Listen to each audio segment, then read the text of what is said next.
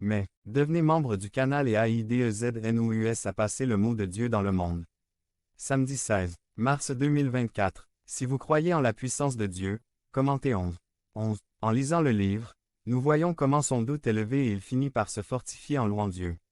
Il termine son livre en demandant les pattes d'un cerf, c'est un animal rapide avec un pied sûr.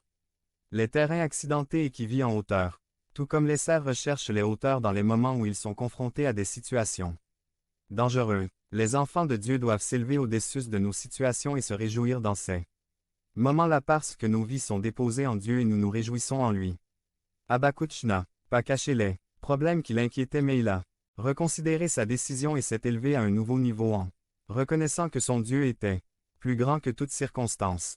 Il ne se réjouissait pas des circonstances mais de Dieu parce qu'il connaissait sa puissance. Je ne sais pas quel moment tu traverses dans ta vie, quelle réponse tu attends de Dieu dans lesquelles ton âme devient agitée et tu veux abandonner, ne pas continuer à attendre les promesses de Dieu pour toi, ne permets pas à ton âme pour prendre le contrôle et devenir fier. Rappelez-vous qu'en tant qu'hommes et femmes spirituels que nous sommes, nous vivons par la foi.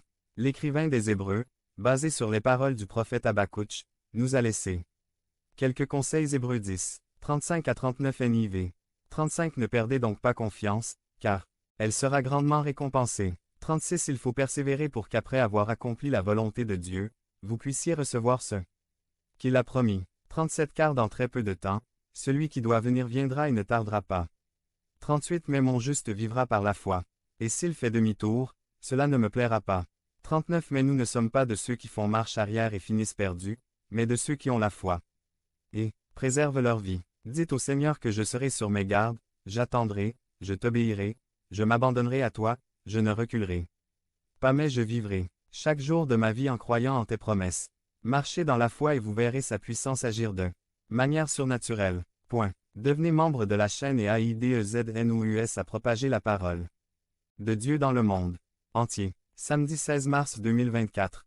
P4. Le corps. Résumé. Votre corps est pour la gloire de Dieu. Par Wilbur Madera Rivas. Il a été méprisé, caché, puni, fouetté, torturé, négligé, disséqué ou brûlé. En revanche, il a été exalté, montré, étudié, dessiné, adoré et vénéré. Qu'est-ce que c'est? Le corps humain. Que disent les gens de cet ensemble de tissus, d'os, de structures et de fluides? Est-ce qu'on l'adore ou on le méprise? Est-ce utile ou est-ce que cela nous gêne? En ce qui concerne le corps humain, des positions extrêmes ont été adoptées. Il y a ceux qui méprisent le corps et il y a ceux qui l'adorent. Il y a ceux qui n'y accordent pas d'importance et il y a ceux qui pensent que c'est la seule chose qui existe. Il y a tellement d'idées, de questions et de positions sur le corps humain qu'il est important que nous comprenions ce que Dieu dit à propos de notre corps afin de distinguer la vérité des mensonges du monde. Nous sommes à la mi-temps pour réfléchir à ce que nous avons fait et à ce que nous devrions faire de notre corps. Il y a un point de départ de la perspective biblique sur le corps qui doit être très clairement établi. Le corps fait partie intégrante de l'être humain. Genèse 2. 7 dit. Et l'Éternel Dieu forma l'homme de la poussière du sol, et il souffla dans ses narines un souffle de vie, et l'homme devint un être vivant. Nous voyons ici clairement qu'en tant qu'humains, nous sommes des êtres constitués d'une unité complexe, de deux aspects. Un aspect spirituel, le souffle de vie, et un aspect matériel, la poussière de la terre, notre corps. Dieu nous a constitués en êtres intégrés par cette unité complexe du corps et de l'âme.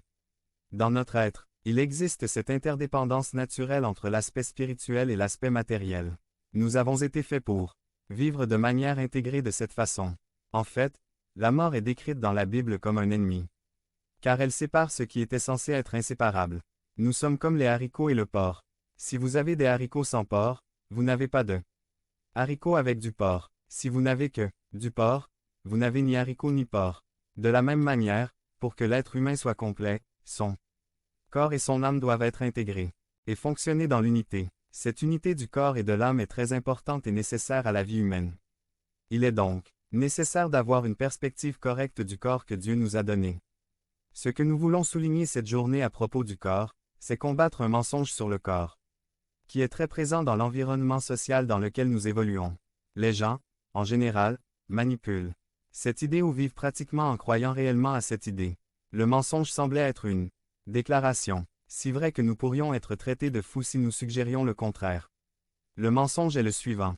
Votre corps vous appartient. Nous parlons ce mois-ci d'être de bons gestionnaires de ce que Dieu nous a donné argent, temps, cadeaux, etc. Et aujourd'hui nous devons parler du corps. Peut-être concevons-nous que nous sommes des administrateurs de l'argent, du temps, des dons et il nous est facile de voir que tout cela vient de Dieu, mais le corps est si intime, si nôtre qu'il nous est peut-être difficile de concevoir c'est comme appartenir à quelqu'un d'autre ou appartenir à quelqu'un d'autre. Devenez membre de la chaîne et AIDEZNOUS à propager la parole de Dieu dans le monde entier. Samedi 16 mars 2024. Si vous croyez en la puissance de Dieu, commentez 11. De plus, dans notre environnement, nous entendons à plusieurs reprises des déclarations comme celle-ci à travers les médias. C'est mon corps et je peux en faire ce que je veux ou personne n'a pour me dire ce que je dois faire de mon corps. Parce qu'il fait partie intégrante de l'être humain, il existe une fausse croyance selon laquelle chaque individu est le propriétaire et le seigneur absolu de son corps. Nous avons l'impression d'avoir des droits absolus sur notre corps, mais la Bible ne nous enseigne pas cela. Au contraire, l'Écriture nous éclaire sur la façon dont les choses se passent. Dans 1 Corinthiens, chapitre 6, à partir du verset 12, nous trouvons cet enseignement. Pour donner un peu de contexte, nous devons dire que les Corinthiens avaient mal compris un enseignement de l'apôtre Paul sur la liberté chrétienne. Paul leur avait enseigné que Dieu avait rendu l'estomac capable de manger tous les aliments et qu'il pouvait tout manger avec action de grâce. Cela était dû aux restrictions alimentaires, sur lesquelles les Juifs insistaient. Mais eux, porteurs de ce principe de liberté, l'appliquèrent à la matière du corps et notamment au sexe. Le verset 13 nous dit « La nourriture est pour l'estomac et l'estomac est pour la nourriture. Il en est ainsi, et Dieu les détruira tous deux. Mais le corps n'est pas pour l'immoralité sexuelle mais pour le Seigneur,